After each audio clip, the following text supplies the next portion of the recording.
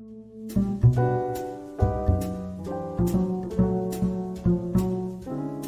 everybody. Welcome to another episode of Divided Films.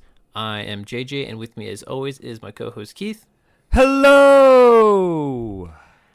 And joining us on the podcast today, again, my amazing fiance, Eric Tauro. Hey everyone, good to be back. Okay, so, yeah, 'tis the season. We're right in the thick of the holiday season, and so all we have on the mind are Christmas movies, holiday movies, and so, of course, we want to talk about some divided holiday movies, and one of those movies is today's topic, The Family Stone, starring an ensemble cast that includes many people, including Sarah Jessica Parker, Craig T. Nelson, Diane Keaton, Rachel McAdams, just to name a few, Luke Wilson as well. And this movie falls into the category of having a negative score from critics, only 53% approving on Rotten Tomatoes, and a mixed to positive score from audiences, 63% approval. So only like a 10% difference there, but still you have the critics on the rotten side of the fence and audiences on the fresh side of the fence. So we'll get into why that would be. And the critics' consensus for The Family Stone: this family holiday dramedy features fine performances but awkward shifts of tone.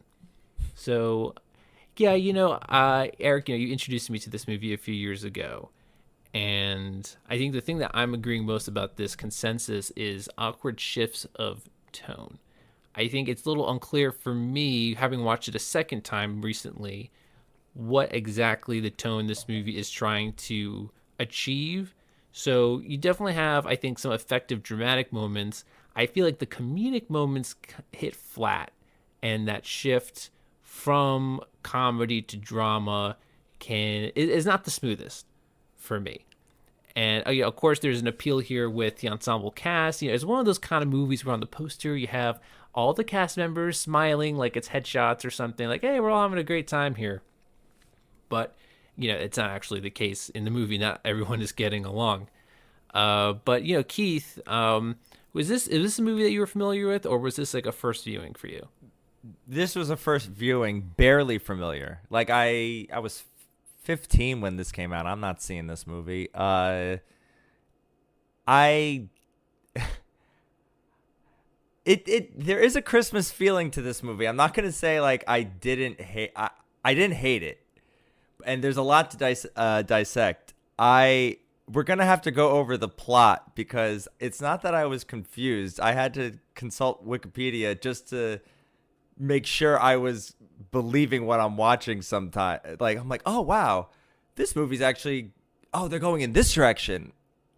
Like, literally, I would describe this movie, if this movie was a sound effect, it would be, huh.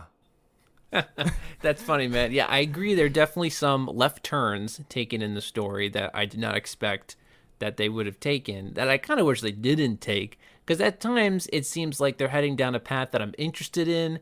They're diving into some things that I think, okay, like here's some good material, but then it shifts to some other territory that I wish they wouldn't go down, and so it's like a mixed bag for me. There's potential there, but I think it gets bogged down with some more cliched elements. But Eric, you go back to when this movie was first released, right, in 2005, or at least you go back further than we do.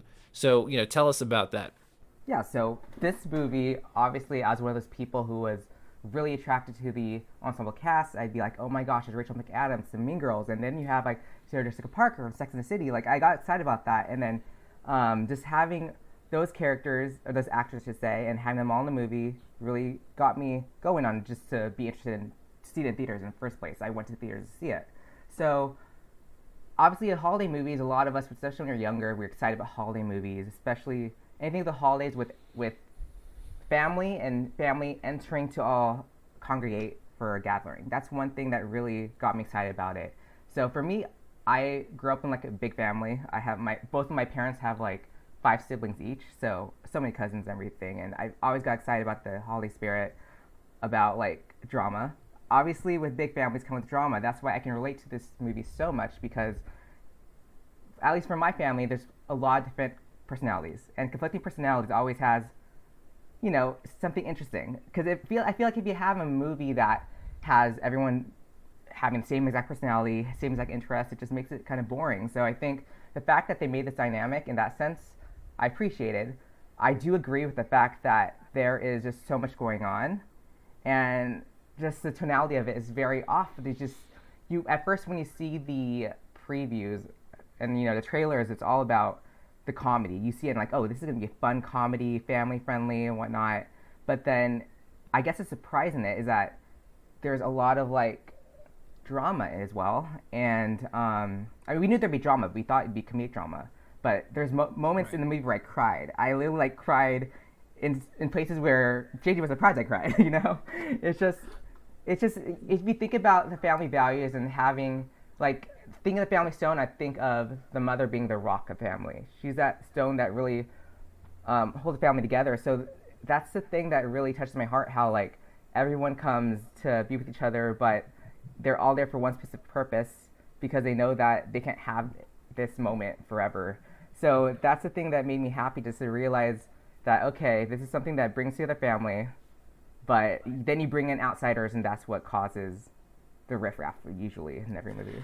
Yeah, I like the heart of this movie, which is like you alluded to, the mother, Diane Keaton's character, is the crux of this family, and the dramatic plot line is how she is sick, she's dying. I think it's implied, or I don't know if it's outright said that she has breast cancer, right? I think that's what and she's it came back, I believe. Yes. So so I find that to be effective is how each of the other family members are handling this and trying to digest it and appreciate their now limited time with the matriarch of this family. I wish they focused more on that instead of veering off. For example, I wish maybe that Diane Keaton was maybe more center of the movie instead of the Sarah Jessica Parker character, who is the outsider. It's everything is seen from her perspective for the most part, and because she is such like an awkward, cool character, we're following things in her shoes. And I wish we kind of maybe started with the family to begin with.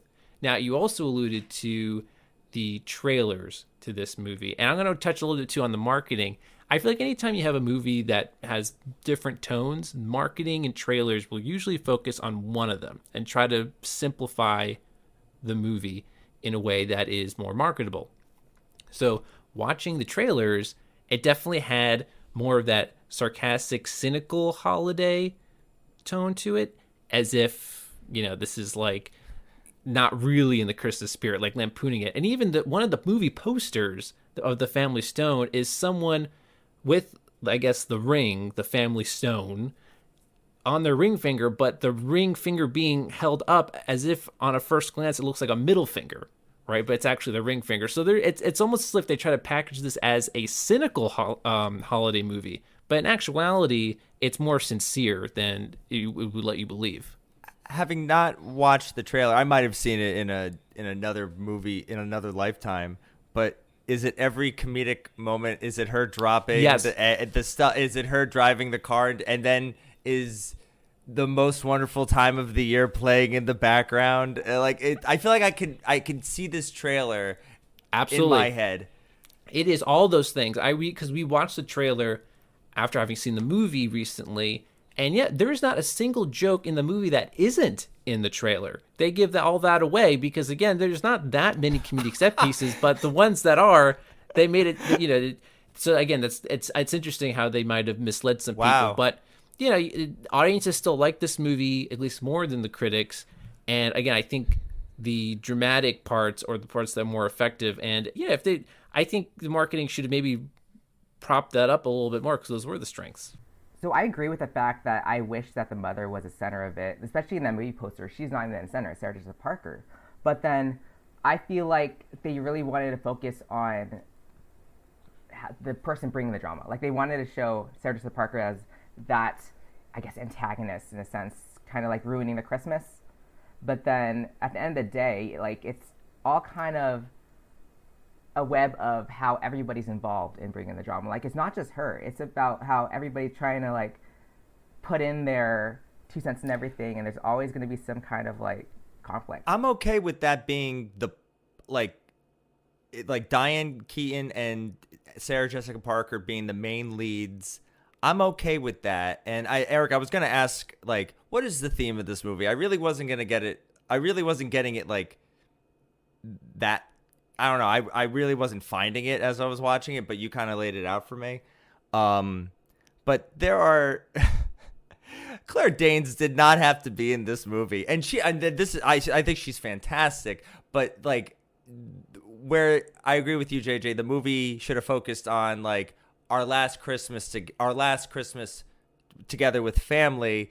No, we're gonna introduce this love quadrangle, or I don't know. I don't know the shape. It's a love rectangle, I suppose, and we'll get into that for sure. You mentioned Claire Danes, right? And she plays the sister of Sarah Jessica Parker's Brought character. halfway through the film. Brought halfway through the film, but she is the first build in the credits. Did you notice that? It's like that's a as good they listed agent. out, Claire Danes. She's the first name, and she's only on screen for like 10 minutes. That's a good agent. I thought that was kind of weird. That was a little strange, and I agree. Once they introduce her character and the guy who's the boyfriend of Sarah Jessica Parker, he immediately falls for the sister. Love at first sight. It's like love at first sight. But it's a cliche rom-com moment where they see each other, they have the moment, and then she falls comedically to deflate that whole thing. That to me, again, plucking out of rom-com cliches, and it was like distracting in a bit. And so yeah, you have this like awkward 4-person love story tanglement that I did not really care for at all. I was like, no, go back to the mom and her relationship with each of her children and how each of them are handling this. But no, now we get this like soapy sort of situation that I totally didn't buy, because these people are now falling for each other in less than a day, and it's like love at first Anything sight. can happen on Christmas. Sure. We will try to behave like a civilized family. I don't care whether you like me or not. Oh, of course you do. Claire Danes, Diane Keaton, Rachel McAdams, Dermot Mulroney, Craig T. Nelson, Sarah Jessica Parker, and Luke Wilson. The Family Stone. What's so great about you guys? Nothing. It's just that we're all we've got. And you're the worst. I'm the worst. I feel like okay, so I agree. They didn't need to bring her in. But I feel like from the very beginning, they just need to like kind of express that they were not the right couple to be together. Sarah Jessica Parker and Dermot Mulroney. Like basically those two, even the car ride driving up, you could tell that there's no chemistry, that you can tell that she's so uptight despite the way she's sitting, and they're just not loving, you know? And I guess they just wanted to show, so they wanted someone to take her to something to break them apart. Obviously Luke Wilson was that person, but then I guess for him, they wanted him to kind of find himself as well and kind of make him grow to realize, you know what, I'm kind of like only marrying her because I want my mom to be able to see me get engaged to somebody and really like speed up the process before she passes. And it's a really bad decision, but they wanted to kind of like show that he can give him something to, okay, I can't marry her, I can't propose to her. I realize that I can fall in love with someone else, not maybe fall in love, but I can be obsessed with someone else without having to marry somebody. Well, okay, yeah, so I get his arc basically is that he's in this awkward relationship with Sarah Jessica Parker, bringing her home for the holidays. The family doesn't really like her to begin with. And so, yeah, you get a sense that because the mom is dying, he wants her to see him married before she passes. And so he's kind of forcing this relationship, right?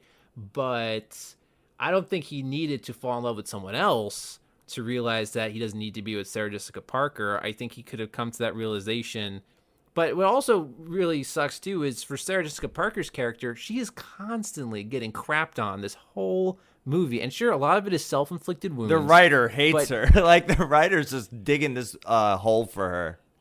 It gets worse and worse for her throughout the movie, but then even after she has her redemption moment with the Christmas gifts she gives that actually really wins everyone over, then she's still having awkward, embarrassing moments after, like dropping the eggs and all that kind of stuff and thinking she's getting proposed to when she's not. It's like she can't catch a break. And I started to feel bad for her after a while. I'm like, oh my God, this movie is just not letting her have a win. Just because you would think once she redeems herself and finally does something that's sentimental and she achieves her full arc, she doesn't need to suffer anymore, right? She is now she should be in the clear. So why punish her anymore after that? I didn't really get that. I thought, okay, this is enough. Because then it actually gets even a little worse afterwards when she's like yelling at the family, like, I'm just as good as you. It's like, come on, you just won us over. But they're just trying to show how oblivious she is. For example, when she gave the gift, she had no idea. It's like, oh, why are you all reacting this way? She was just oblivious as to why they were actually grateful for the gift. Like, she was too kind of self-centered in which she's so socially inept. Like, they wanted to show this really socially inept person and to bring them to a family that's kind of like cynical and fun and, like... Right, looser. One much more loose family. And I guess they just wanted to show that it's hard for her to kind of understand how to function around these people. Yeah, it was kind of like a Meet the Parents, but a more serious version, right? Because in Meet the Parents, it's similar, like an outsider coming into a significant family event, and it's played for comedic purposes. But in this case, I don't know. It was, the parts that worked were, again, the more dramatic moments. So you have this really awkward dinner scene where they're talking about. Oh my gosh. Yeah, we get into it, man. So they have this awkward dinner scene. And so they're talking about, basically, one of the children is a gay son who's also deaf, and he has his boyfriend with him there. And it's an interracial gay relationship. And so it's like a very awkward subject for the Sarah Jessica Parker to broach, but she broaches anyway, and it blows up in her face. And it just, it's just like word vomit. The more she says, the more she upsets people, and the more she tries to explain herself, the worse it gets, and eventually she's thrown out of the dinner.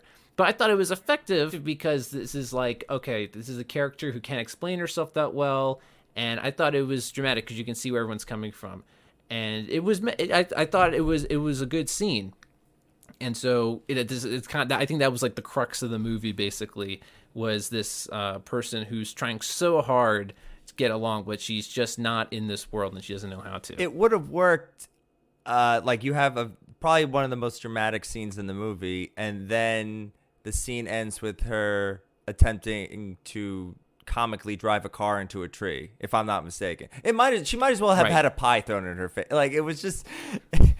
Yeah. I had to watch that the conversation again because it was so, like, it's not that it was out of place. I don't think I've ever seen that kind of conversation in anything, and I'm trying not to look at it through 2021 eyes. I'm like, okay, it's 2005, the Bush years.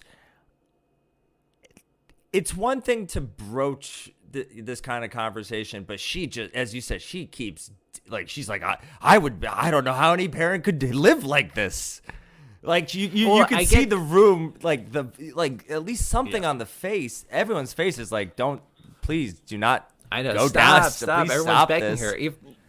Even the sister. So, I mean, the subtle thing, too, in that scene is that people are joking about the subject. They're making light of it because that's the only way you really can, right? Joking about sexuality and how the mother jokingly wishes all her kids were gay. Yeah. That kind of thing. And because the Meredith character, Sarah Jessica Parker, is so socially inept that she doesn't pick up on the nuance of the humor. And when she immediately brings the conversation to a halt, everyone looks at her like, wait, what? What are you doing? This is, don't make this a serious subject.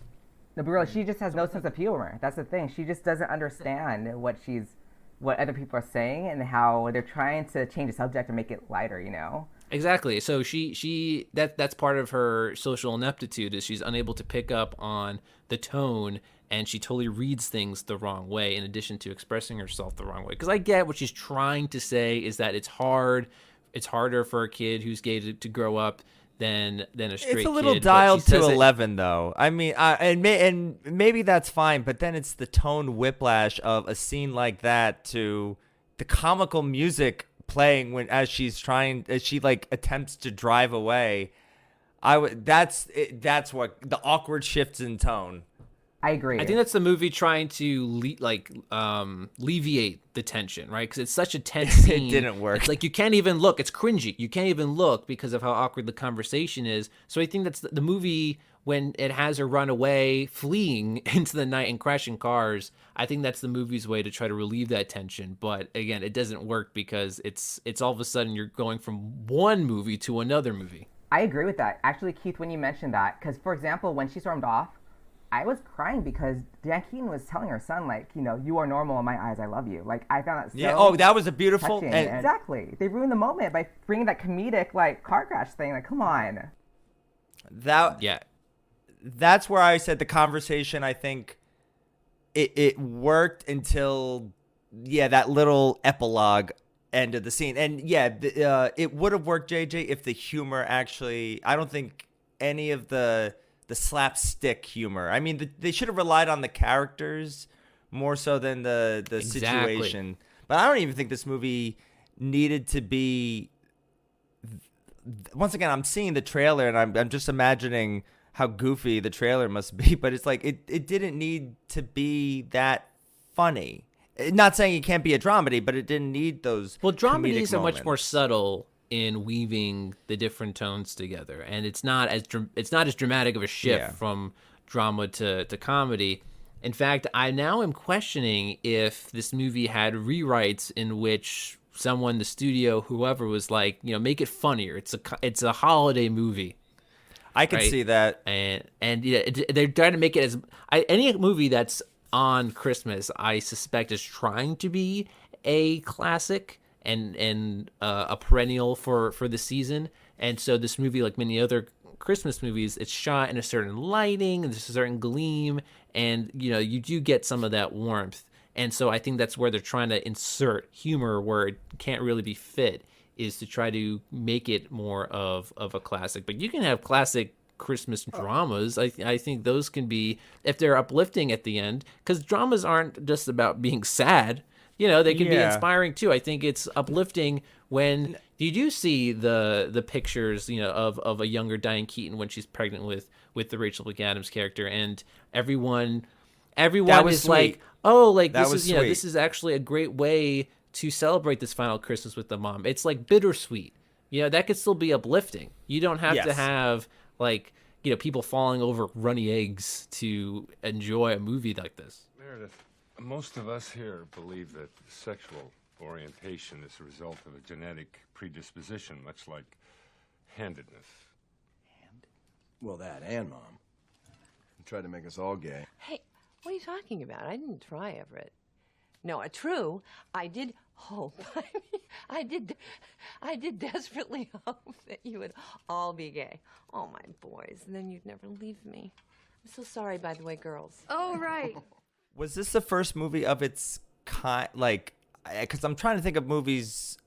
It doesn't have to be holiday per se, but like, you know, every once in a while you see like 8 different actors getting together for Christmas or Thanksgiving type movies now, and I see it as a good paycheck and an excuse to hang out with other celebrities. Sure. This one, I think, is this the first of this kind of ensemble Christmas? And well, what year? I don't know. What year was? Yeah, this is 2005. What year? I think in Love Actually, was that after? I think Love Actually came yeah. first. In fact, I was actually even thinking, was this maybe in response to a Love Actually? Because that was a very popular. It would have to be. It would have to be. It's even different. Like, Love Actually is like many different stories in one. It's an ensemble, but some characters don't really meet. This is like the first dramedy family, all-star-ish ensemble, at least that I can this walked so that a movie that I think handled its dramedy very well is, I think it's called This Is Where I Leave You, or it's the movie with like Jason Bateman, Tina Fey, Jane Fonda's the matriarch, and they shit Shiva, and Adam, like, you know, it's a family of 4, and their father died, and it's just it's actually directed by the guy who did our last episode, Sean Levy, who did Night at the Museum. I think it handles dramedy very well. It's an ensemble cast, and I remember really enjoying that. You had comedic actors, but no comedic. There's no one failing out of breath. Right, yeah. There's nothing like farcical about it. In fact, another one that came to mind, and this is like a little bit of a distant connection here, because I showed Eric not too long ago, Moonstruck, with Cher, and that's I would say a dramedy.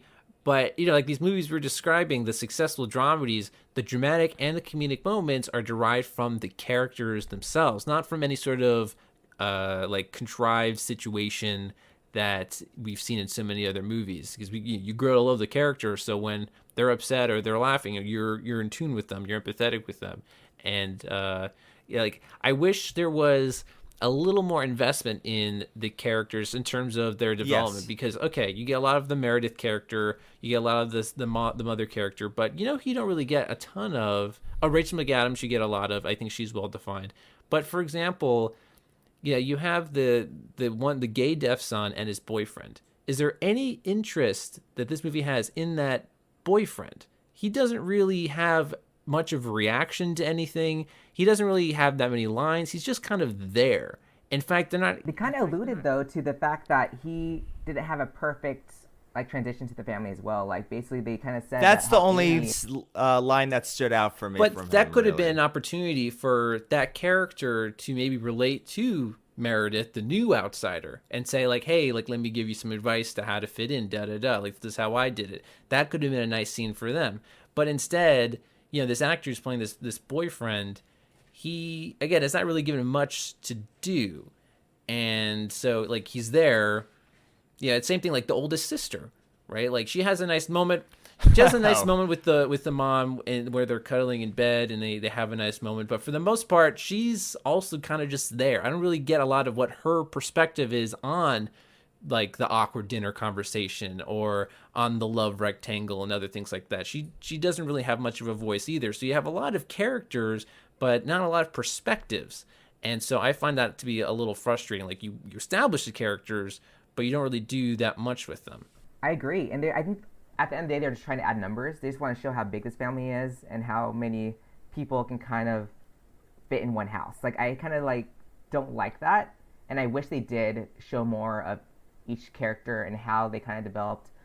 I just feel that they focus a lot on Meredith, and I believe it. I believe some can be that tight. I know people who are like that actually, and it's just people who struggle to kind of be in large groups. There's people who are like that, and you can see the son who's trying so hard, trying to be perfect. So mom even said it. It's like, stop trying so hard.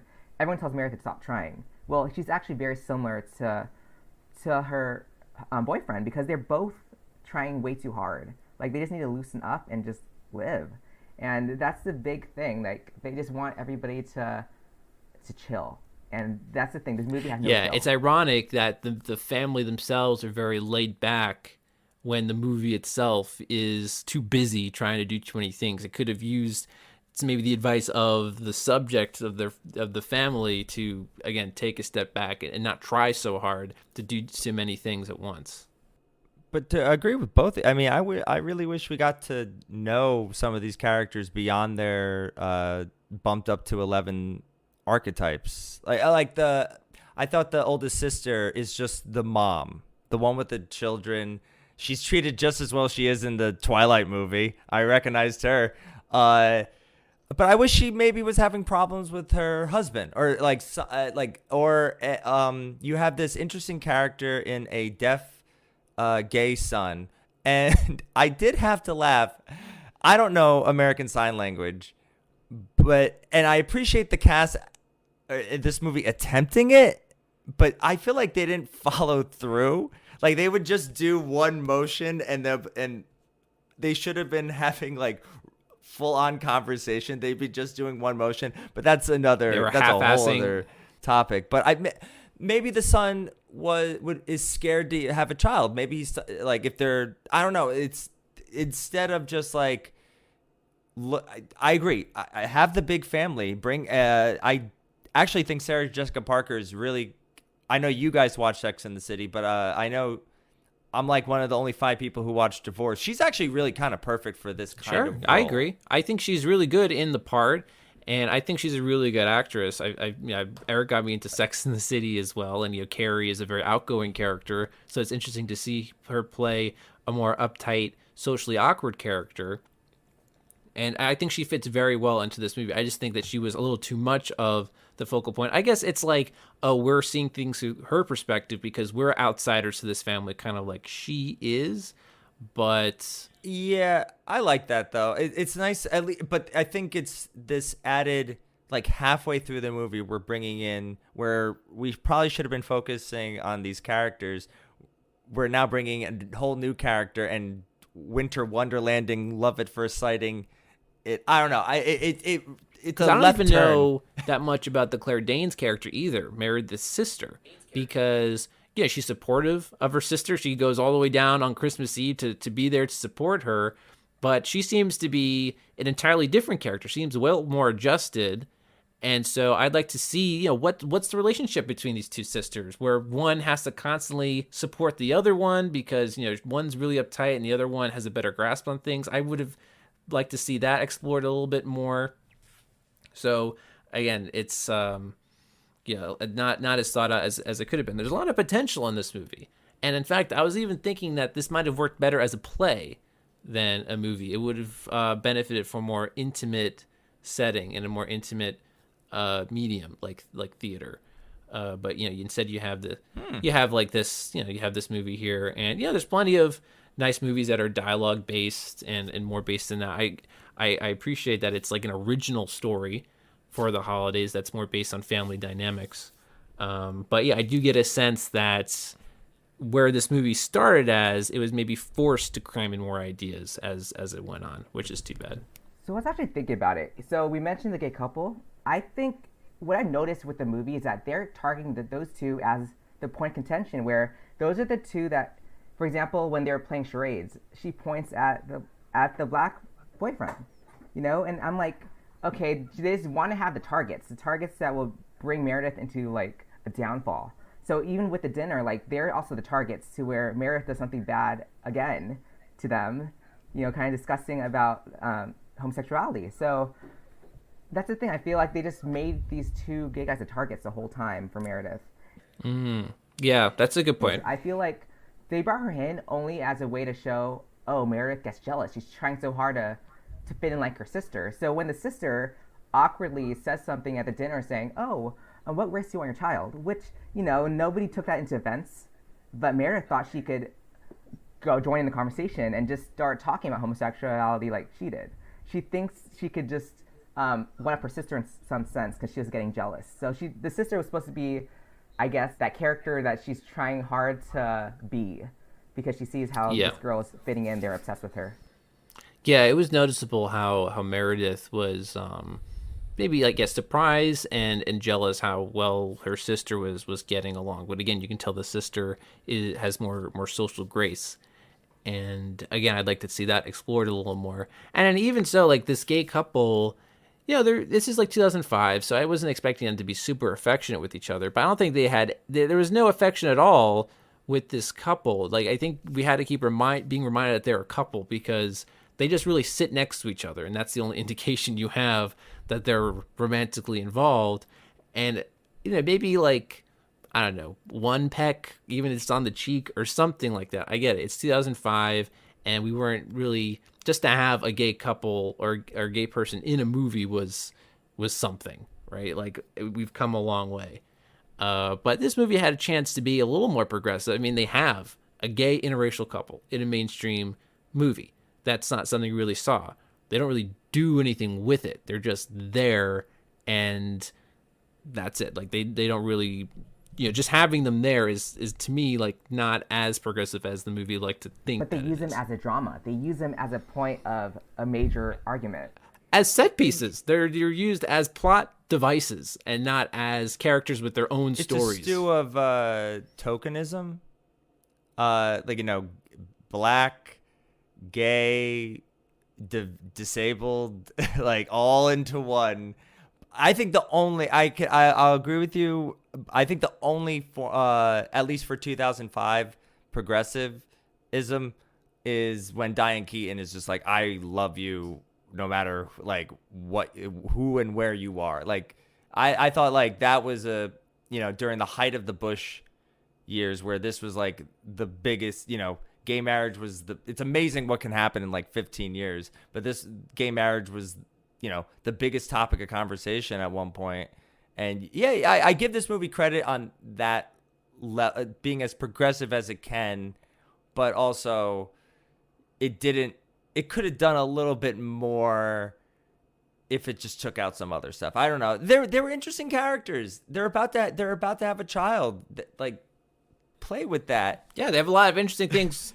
There's a lot of interesting things. Yeah, about no, we're told them that they have going for them, but you don't really explore it. It's like there's interesting things said about them, but you don't have them doing anything interesting. And that's a good point too. I mean, 2005. There's still like a split on whether homosexuality should be an accepted, normalized thing. Again, it's like something we maybe take for granted now. But yeah, a lot has changed in 15 years. And so, yeah, that's nice to normalize it and to have a character like the mother, affirming and showing like, just this is, they've accepted their son, who he is, and like it doesn't change the relationship that they have. Like that's actually very nice. And, it's a different change than maybe what you saw with other movies at the time where it's like, the hardship of being gay. Like, no, this is just a normalized relationship with the family. I just wanted more of that. Remember the movie Last Christmas, which you actually talked about? They had a lesbian couple there, an interracial lesbian couple, and basically they didn't give much on them either. Like, I kind of wish they kind of provide, in these movies, they provide more for these couples rather than being, okay, we're showing a gay couple. I feel like they just throw things into movies without actually adding some substance to it. Yeah, that's true. It's kind of like, you want to have them in there, but you don't know what to do with them. But I guess, again, like it's like baby steps. There's the visibility. That's like the very least you could do. And then as the years have gone on, you've dived deeper into these characters' lives. One movie lives.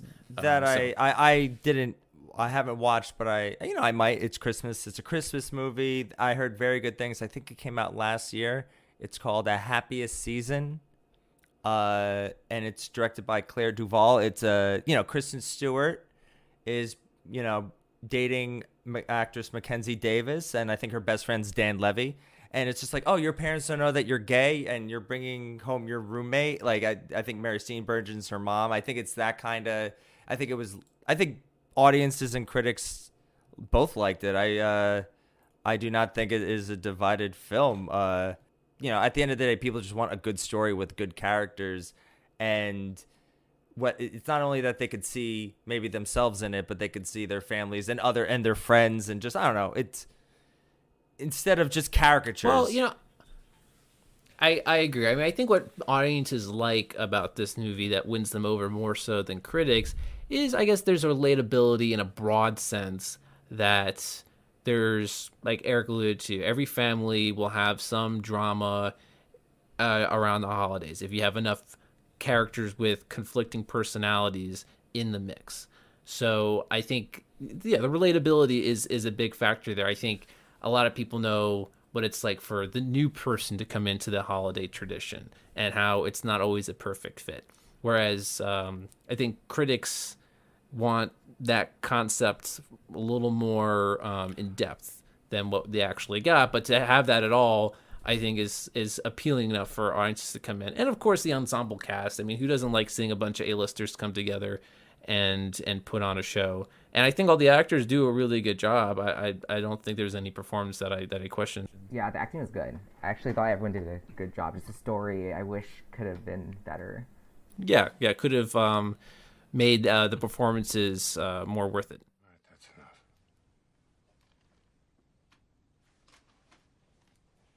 I'm sorry. Well, that's enough. I just think any parent would want a normal child. Oh! God damn you, okay? Sybil. Don't Sybil me. Just for the child's sake, just to make it easier for the child. That's enough! I was thinking about this today.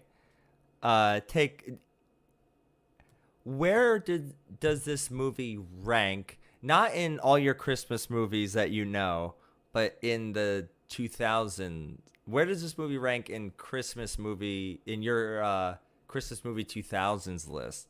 Because I would say something significant happened to Christmas movies in the 2000s. But at least for me, I'm kind of curious to hear. We can think out this process. I think Elf, of course. Elf is in its own league. Elf is by far it's in its own league, but it's definitely when people think of the 2000s, it's number one. But you got The Holiday. I think The Holiday. You got if we can include The Grinch. This is probably number 3 or 4 for a lot of people. Because I think you kind of get into Christmas. You kind of get into Christmas with those like almost could have been Netflix movies. I think the drop off happens very quickly when you look at the catalog of Christmas movies from the 2000s. So yes, Elf is at like the very top. It's probably like the last Christmas classic to have been made, where it's just like up there with all the beloved Christmas movies of the past. And then you have other ones that are very well liked, right? So I think because Love Actually also takes place around Christmas time, right? And then that's another. Okay, so like 4th place. Yeah. So like these, like again, like they have their fan base, but they're not like as broadly loved. They're considered as timeless classics. And then you have very like meh holiday comedies like Christmas with the Cranks, Deck the Halls, a bunch of like generic holiday title kind of movies that came and went. So I don't know. I guess I would say The Family Stone is maybe like slightly above the bar, or where like the average is. It's slightly above the bar, but I don't know if like there's that much competition in the 2000s. Like you said, Elf set the standard and everything else is kind of like down there. 100% Elf is up there. That's like a number one. Everyone wants to watch it. Honestly, this movie is top 3 for me because there's just so many other Christmas movies and I'm just sick of them all. I feel like, this is a movie that I still find very touching. Like there's not a lot of Christmas movies I cry to. This is a movie that the sense of family in it, although there is stupid comedic parts that doesn't need to be in there. Like the aspect of family in it really touches me. The heart of this movie is what really sells it. It does have sincerity to it with this family. I think the actors really crafted some really interesting performances and relationships with each other. Whereas, a lot of those other forgettable Christmas movies are very superficial, right? Like they focus too much on things like, who can decorate their house the best for Christmas, or this family has to throw this Christmas party every year. Like really dumb aspects of the holidays that at the end of the day don't really matter. I think in order for a Christmas movie to be successful, there has to be a sincerity and a heart to it. And this movie does have it.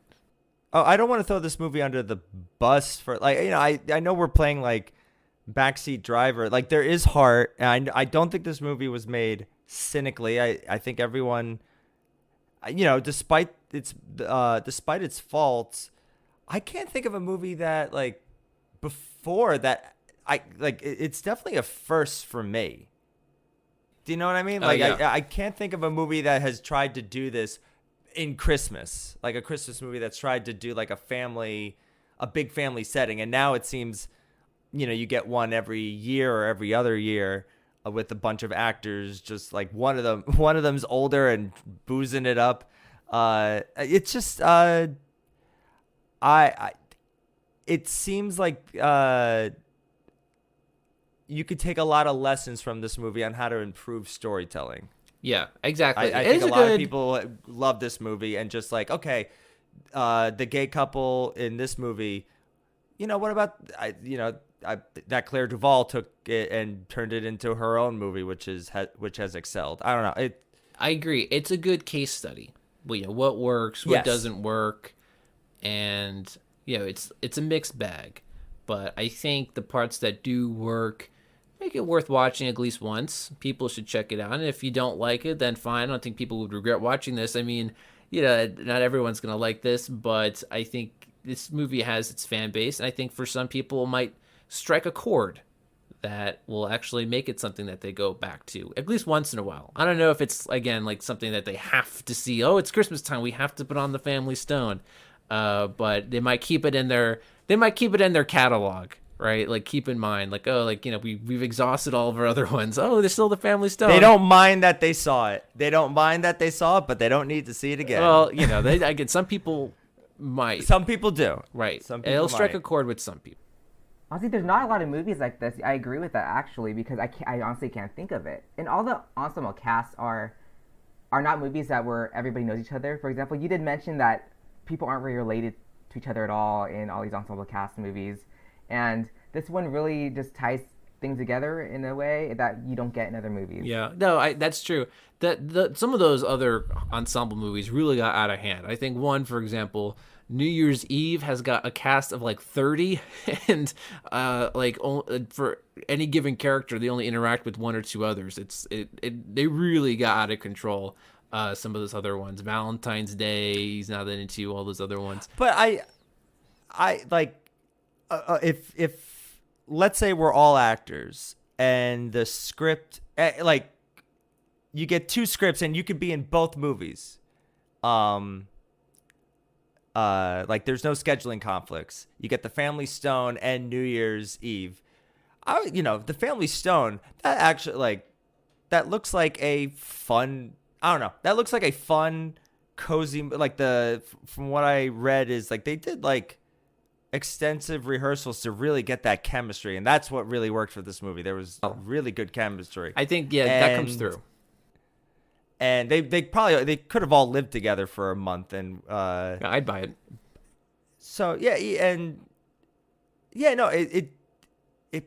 it does kind of have a play feeling without being a play. But I don't know, the New Year's Eve movie, it sounds like a lot of people are cashing in on a paycheck, and you get to hang out with, like, Jennifer Aniston for a week. Or whoever. You have, like, the cast party where people actually interact with each other. You go. If it's a good movie, it's a good movie. It's most likely not going to be, but right. it doesn't hurt people's careers. Also an interesting little peek into the actors of the time, right? This is, like, very much 2005 actors you would get. So, like, Rachel McAdams, who was really big at the time, Sarah Jessica Parker, Diane Keaton, who had been around for many years, but it was at that point, she's going to be a matriarch of a movie like this. I think she had done a bunch of similar feeling kind of family dramas, Craig T. Nelson and so forth. Craig T. Nelson is good for, like, our parents, but he was also coming off of, like, the high of Incredibles, and Luke Wilson was also coming off the high of Legally Blonde-ish. Yeah, like, exactly. Like, he was this is when he was, like, a bankable star, not named Owen. Like, yeah, your bankable Wilson brother. Yeah, so it's interesting to see, like, this was your cast in 2005. If this movie is made, like, 3 or 4 years later, 3 or 4 years before, probably would have seen a pretty different cast. But I like the actors they did get for this, and it's reflective of where they were in their careers at the time.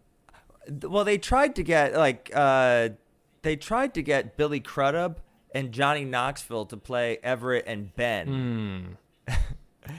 Who they were also pretty big at the time, and that would have been an entirely different movie. I think Johnny Knoxville. They probably would have leaned more into the comedy with Johnny Knoxville. So I'm kind of glad he didn't appear in this. Oh yeah, it would have become Christmas with the family, like Christmas with the Cranks. Yeah, Christmas type. with the Stones. That was actually but Aaron Eckhart. Yeah. Aaron Eckhart was also rumored. He was also cast as Everett before he had to drop out.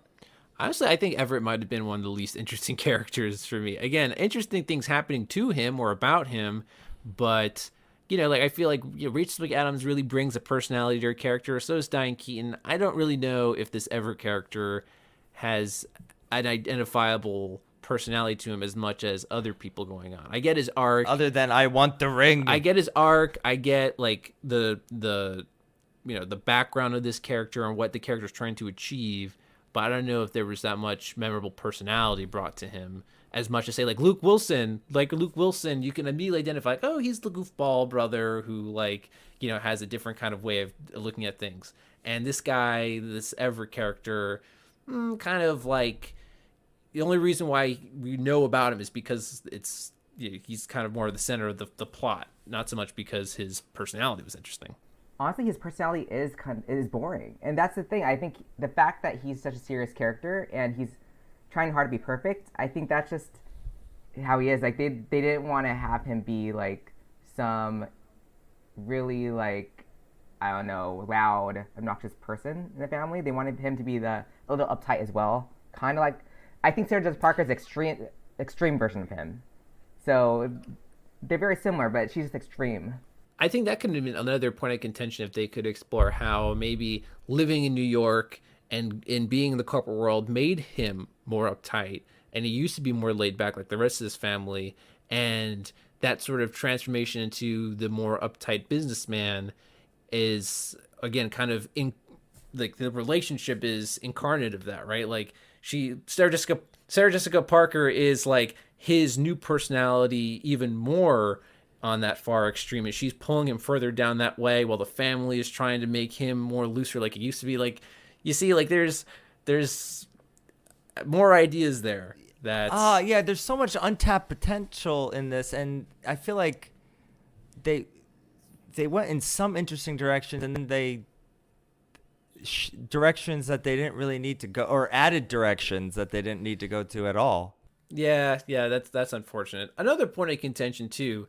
Why did their last name have to be Stone? I thought that was kind of hokey. It's like the family Stone, like the ring, also because they're the Stone family. I thought that was like a little silly because people in the town are like, "Oh, hi, Mrs. Stone."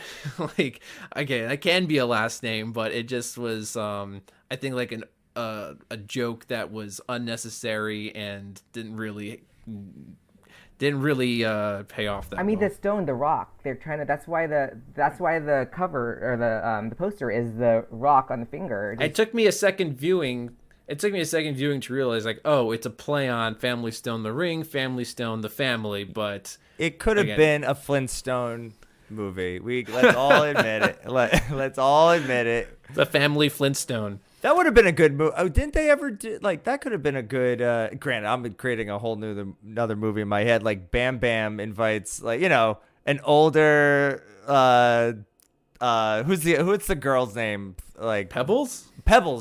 Like, they're getting married, and it's, oh boy. Barney and Fred don't talk to each other anymore after that bowling league scandal or something. Conspiracy theory, the script to The Family Stone started as The Flintstones 3, but then they decided to take it in a totally different direction. You okay, Everett? How could you do that? I didn't do anything to you. She was passed out. I slept on the floor. Nothing happened. This is a brand. Look, you don't even love her, man. You don't love her.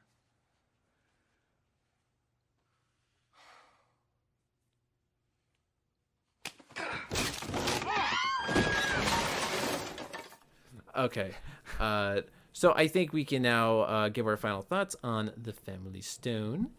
And so we'll start with Eric. What would your percentage score be for The Family Stone? Okay, so for this movie, it was one of my favorites, my MySpace had it as favorite movies. Like, I actually did like this movie because, I don't know, like, it just, back then, I did like it way more than I did now.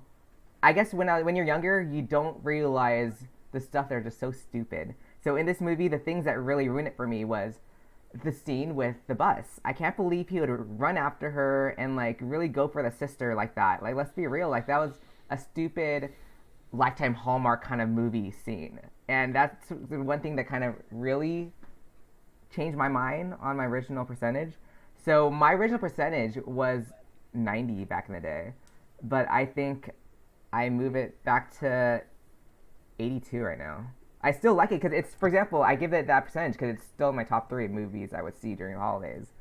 Okay, that's I can see that. It's interesting how opinions change over time, right? And I was thinking of revisiting that as another. We did that as a bonus episode once, and I might want to do that again too. So okay, 82% for Eric.